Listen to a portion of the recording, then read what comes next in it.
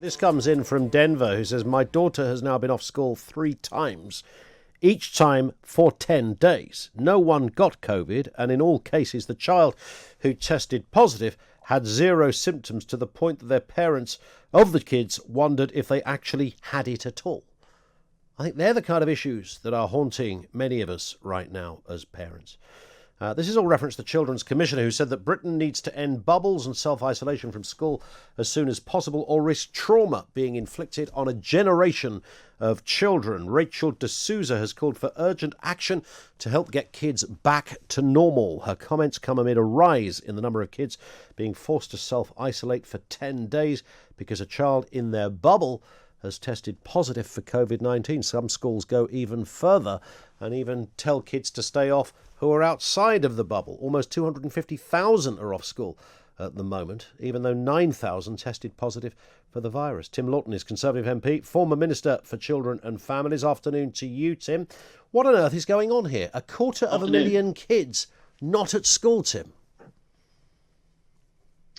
We're deeply worrying, and I wonder within the 250,000 how many of those are children who have actually almost disappeared from the system and have been away from school for some time, which is really worrying as well. But I agree with the Children's Commissioner. Kids are still bearing the brunt of this pandemic. We have got to get them back to some degree of normality as soon as possible, not knowing if you're going to be in school for one day to the next, because somebody might have been tested positive somewhere in the school, and then a pretty postcode lottery as to what sort of service you get online at home if you've then got to rely on online teaching. This is really troubling for kids, and it's having a huge impact, not just on their academic catch up, which we're going to need to do, but on their mental health, socializing, and all physical health, and all sorts of other things as well. Yeah, well, indeed, I made that point earlier, Tim, that I'd imagine for some kids it's quite terrifying as well. Little Jimmy's got COVID, so you've all got to go home, and some of those kids thinking, will it be me next? What will I get? I've seen some of those images on the news. It doesn't look very good.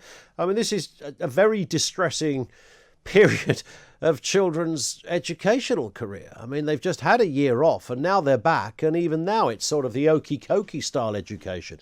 1 minute you're in, the next minute you're out. Exactly. So it's that complete uncertainty which is impacting on the kids and the teachers, trying to teach their children and not knowing when everything is going to be in the classroom from one day to the next. But the reality of all of it is, remember that children have not really been affected by COVID. Yep. There are hardly any fatalities involving children, and those that there are those who have underlying serious conditions.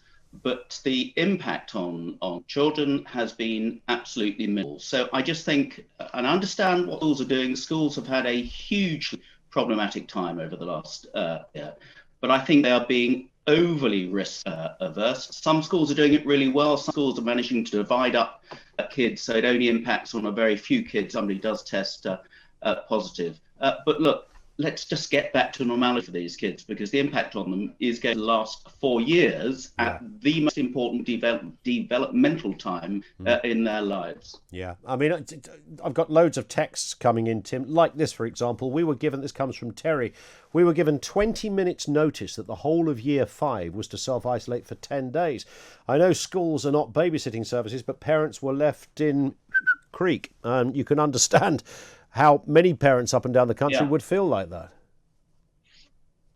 And the impact is not just on the kids, as you say. Certainly for younger kids, they need to have somebody to be able to look after them. You've got 2 working parents, or you're a one-parent family and that parent is working. That creates chaos for the parents. Your parents trying to work from home, trying to do Zoom call or whatever, and you've got a young child there running around as well. That is going to have an impact. So there's a huge knock-on effect here, and that's why it was so important all the time the government tried to that's a vision bell, don't worry. I was about to say, you got to vote. All the time, no, not yet. All the time the government was desperately trying to keep schools open. It was for a reason, because it would have a huge impact on those children and on their families and the teachers as well. And the other things that are happening at the moment, as you've seen, I'm getting loads of comments from parents now being told that they can't go along to their child's sports day or the end of I've just had play. Exactly this. Or secondary schools are not doing proms. And these are kids in their last year at a primary school or a secondary school. It's part of the sort of rites of passage of kids. That's all gone. Graduation ceremonies. My daughter graduated from university last year. She still hasn't graduated formally as well. Over a year on. Sure. These are hugely important events in a young person's life that they're completely missing out of. And in this case, I think they are missing out of because schools are being too risk averse, and the government should give them much clearer guidance on that. Yeah, indeed. Got it, Tim. Thank you. Tim Loughton, MP, Conservative MP, former Children's Minister. It is an overreaction, too risk averse, he says. Lynn says testing kids who are not ill needs to stop.